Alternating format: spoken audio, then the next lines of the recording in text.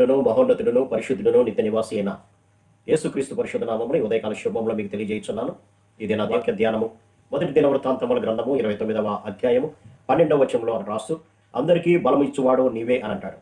ఇక్కడ బలము అనగా రెండు రకాలుగా మనం అర్థం చేసుకోవచ్చు.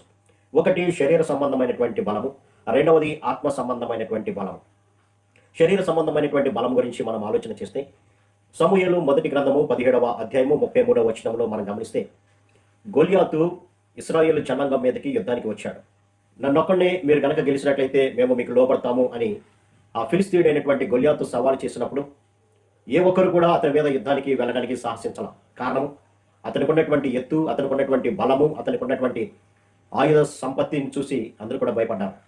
కానీ దావీదు మాత్రము నేను వాడిని గెలుస్తాను, వాడి మీదకి యుద్ధానికి వెళ్తాను అన్నప్పుడు సౌలు అంటున్నటువంటి మాట, ఈ ఫిలిస్తీయుని ఎదుర్కొని వానితో పోట్లాడుటకు నీకు బలము చాలదు, నీవు బాలుడవు అని అన్నాడు. కాబట్టి వాడు చూస్తే చాలా ఎత్తున్నాడు, బలము కలిగినటువంటి వాడుగా ఉన్నాడు, వాడు యుద్ధ విద్యల్లో ఆరితేడిన వాడుగా ఉంటున్నాడు. నిన్ను చూస్తే రూపసిగా చిన్న పిల్లవాడివిగా, ఏ యుద్ధము జరిగించినటువంటి వాడిగా, అనగా యుద్ధ విద్యలు నేర్వనటువంటి స్థితిలో నీవు నాకు కనపడుతున్నావు, కాబట్టి నీ వద్దు అన్నప్పుడు దావీదు అంటున్నటువంటి మాట 37వ వచనం, సింహము యొక్క బలము నుండి, ఎలుగుబంటి యొక్క బలము నుండి నన్ను రక్షించిన యెహోవా ఈ ఫిలిస్తీయుని చేతి నుండి కూడా నన్ను విడిపించనని చెప్పాను. కాబట్టి ఈ శరీర సంబంధమైనటువంటి బలము నాది కాదు, కానీ నాకు తోడయుండి నన్ను బలపరుస్తున్నటువంటి యెహోవా దేవుని వల్లనే నేను ఈ యుద్ధాన్ని చేస్తాను. ఆయనే ఈ ఫిలిస్తీన్ నుంచి కూడా నాకు విడుదల దయచేస్తాడు అని ఒక విశ్వాసం కలిగినటువంటి వాడుగా, దేవుని యొక్క బలాన్ని పొందుకునేటువంటి వాడుగా యుద్ధానికి వెళ్ళి ఆ ఫిలిస్తీయుని చంపివేసినట్లుగా మనం గమనించుకున్నాం. ఇక రెండవదిగా గమనిస్తే ఆత్మ సంబంధమైనటువంటి బలము. ఈనాటి ప్రతి క్రైస్తవునికి శరీర సంబంధమైనటువంటి బలము కాదు, కానీ ఆత్మ సంబంధమైనటువంటి బలాన్ని పొందుకోవాల్సినటువంటి అవసరత ఉంది ప్రియులారా. ఎందుకంటే ఎఫెసీ పత్రిక 6వ అధ్యాయం 11వ వచనంలో అంటాడు, మీరు అపవాది తంత్రములను ఎదిరించుటకు శక్తిమంతులగునట్లుగా అని అంటాడు. కాబట్టి ఆత్మ సంబంధమైనటువంటి బలము ఎందుకు కావాలి అంటే అపవాది తంత్రాలను ఎదిరించడానికి కావాలి ప్రియులారా. అపవాది మనకన్నా బలవంతుడు, కుయుక్తులు కలిగినటువంటి వాడు, అన్ని రకాలుగా ఆలోచనలు చేసి మానవుణ్ణి ఏ విధంగా విశ్వాసం నుంచి బలహీనుని చేసి దేవుడి నుంచి దూరం చేసి సాతాను తన యొక్క రాజ్యమైనటువంటి నిత్య నరకానికి తీసుకువెళ్లాలనేటువంటి ఆలోచనతో కుయుక్తులు చేస్తూ ఉంటాడు. అధిక బల సంపన్నుడు ప్రియులారా. వారి యొక్క బలము ముందు మన యొక్క బలము ఏ మాత్రము, మన యొక్క ఆలోచన ఏ మాత్రం కూడా సరిపోదు. అందుకని ఇక్కడ అంటాడు, మీరు అపవాది తంత్రములను ఎదిరించుటకు శక్తిమంతులగునట్లుగా ఏం చేయాలంటే 10వ వచనంలో, తుదకు ప్రభు యొక్క మహాశక్తిని బట్టి ఆయన యందు బలవంతులై ఉండుడి అని అంటాడు.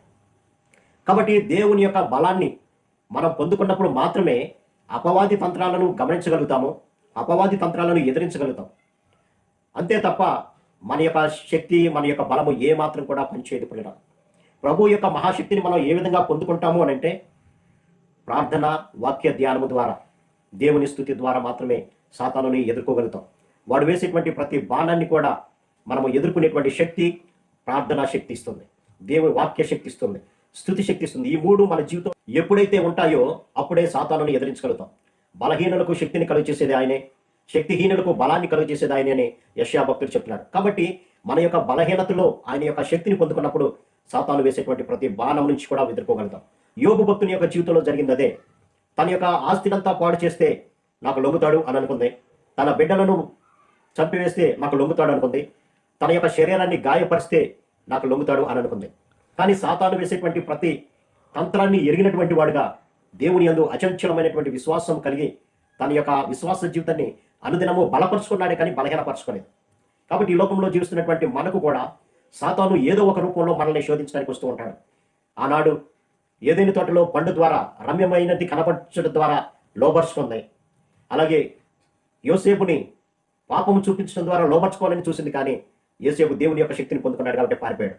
కాబట్టి మనము కూడా అపవాది తంత్రాల్లో చిక్కుకోకుండా ఉండాలి అంటే దేవుని యొక్క శక్తిని పొందుకోవాలి. అది ఒక ప్రార్థన, స్తుతి, వాక్య ధ్యానం ద్వారానే సాధ్యపడుతుంది. తద్వారా మనం మన యొక్క విశ్వాసాన్ని కాపాడుకోగలుగుతాం. అంతేకాకుండా దేవుని యొక్క రాకడ వరకు కూడా నిందారహితంగా జీవించేటువంటి శక్తిని ప్రభు మనకు దయచేస్తూ ఉంటాడు. కాబట్టి ఆధ్యాత్మిక బలం అనేది ప్రతి విశ్వాసికి కావాలి ప్రియులారా. ఆధ్యాత్మిక బలము లేకుండా నామకార్థంగా నేను ప్రార్థన చేస్తున్నాను అంటే కాదు, కానీ నీ హృదయంలో ఎటువంటి దోషము లేకుండా ప్రభు యొక్క బలాన్ని పొందుకున్నప్పుడు నిలబడగలుగుతాం. అట్టి కృపా పరిశుద్ధాత్మ దేవుడు మనందరికీ దయచేయండి గాక. ఆమేన్. ప్రార్థన. సర్వశక్తిలో ప్రేమ గల మా తండ్రి, మీరు ఇచ్చిన మాటలు బట్టి మీకు వందనాలు తండ్రి. అపవాది తంత్రాలను ఎదిరించాలంటే మా శక్తి చాలదు, మా యుక్తి చాలదు.